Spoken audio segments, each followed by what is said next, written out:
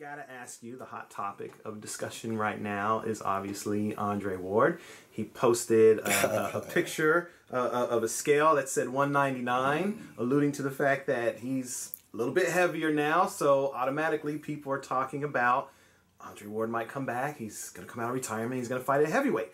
So I have to ask you, I mean, you, I think, were one of the first, well, I don't know, Andre actually mentioned it to me one time before too, but the last fight that he had, you were one of the ones that definitely mentioned, hey, we can go to heavyweight.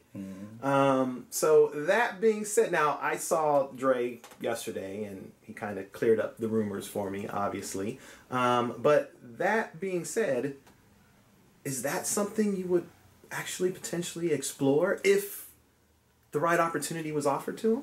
A fight at heavyweight for Andre Ward? Well, I mean, I would back his desires if an opportunity came along. One of the reasons why he retired, there was no more opportunities on the table, and I don't think it's right for him to make a certain amount of money and then go backwards. I mean, that's not in the scheme of things. So he was in a position to retire, so I think he did the best thing. I don't see him coming back fighting at all. It could be for a number of things. But hey, he might trick me. Who knows?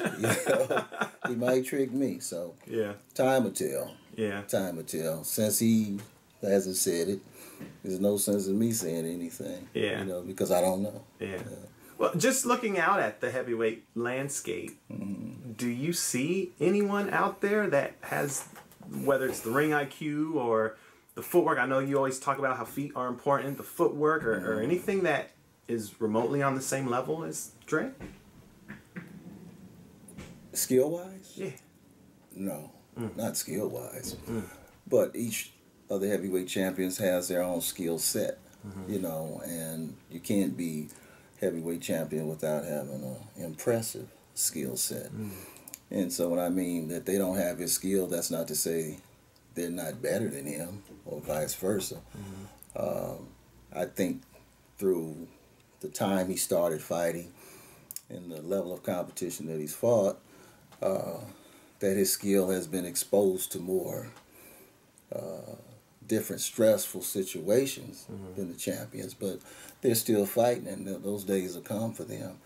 Matter of fact, if you look at the up-and-coming fights, with Wilder and Ortiz, Joshua and Parker, one would assume that skill's going to have to be on display for whoever emerges victorious. So, but if you want to just put it across the board, it would be unfair because he started 9 years old. And I don't know how old Parker was, but I heard Deontay started late teens, maybe.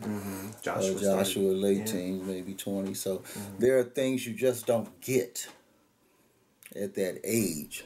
There are things that you would normally just naturally do at that age, starting young, that you won't get starting early. But if you're going to start late, the best weight is heavyweight, where the punch is the deciding factor, So any fighter comes in at 20, it's easier for a big man, a heavyweight, to do it as opposed to a welterweight or featherweight, where so many other things are called upon to win a fight. Whereas in a heavyweight fight, it's just boom, and it's lights out, it's over. So